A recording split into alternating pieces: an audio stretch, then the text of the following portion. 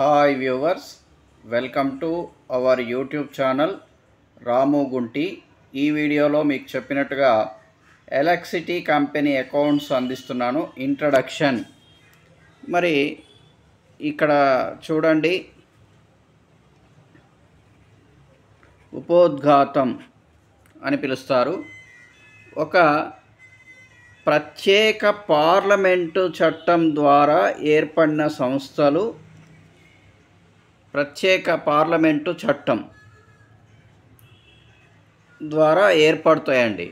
అవి ఏంటండి అంటే రైల్వేలు కావచ్చు,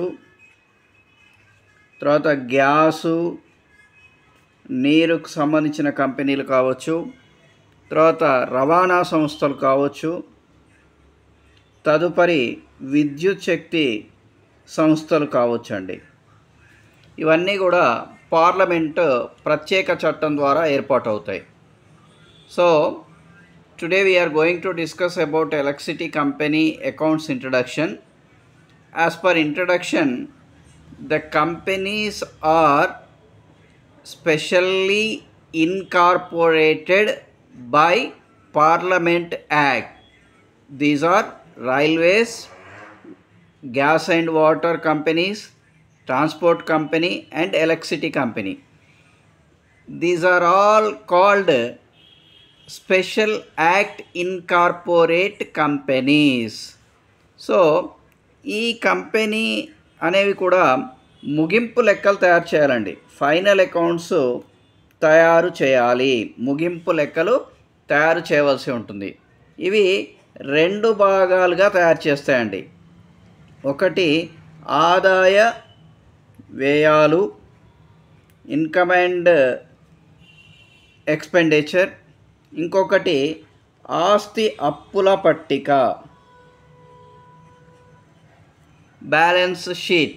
అయితే ఆదాయ వ్యయాల్లో దీంట్లో వసూళ్ళు, చెల్లింపులు, మూలధన ఖాతా కూడా వస్తుంది, కొత్తగా మూలధన ఖాతా.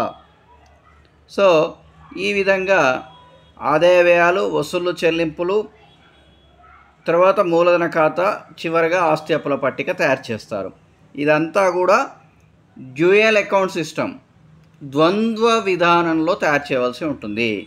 So the electricity companies are prepared final accounts in 2 steps. One is income and expenditure account and another one is balance sheet. In the first one, income and expenditure point of view, we will prepare receipts and payment account and capital account, and finally we prepared balance sheet. So అంటే ముగింపు లెక్కలు రెండు రకాలుగా తయారు చేస్తారు. ఆదాయ వ్యయాల ఖాతా, వసూలు చెల్లింపుల ఖాతా, మూలధన ఖాతా, చివరగా రెండవ విధానంలో ఆస్తి అప్పుల పట్టిక.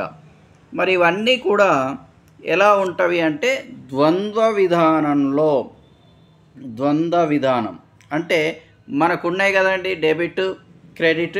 ఈ పాయింట్లోనే ప్రిపేర్ చేస్తారు. The electricity accounts prepared in dual account system as per debit and credit system.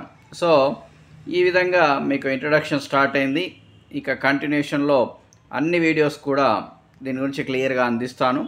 Accounts కూడా ఎలా చేయాలో చూపెడతాను. మీకు ఈ చాప్టర్ నుంచి 5 మార్క్స్ రాబోతున్నాయి జేఏఓలో, కాబట్టి జాగ్రత్తగా నేర్చుకుంటారని ఆశిస్తూ వీడియో లైక్ చేయండి, షేర్ చేయండి, సబ్స్క్రైబ్ చేయడం మాత్రం మర్చిపోకండి. All the best.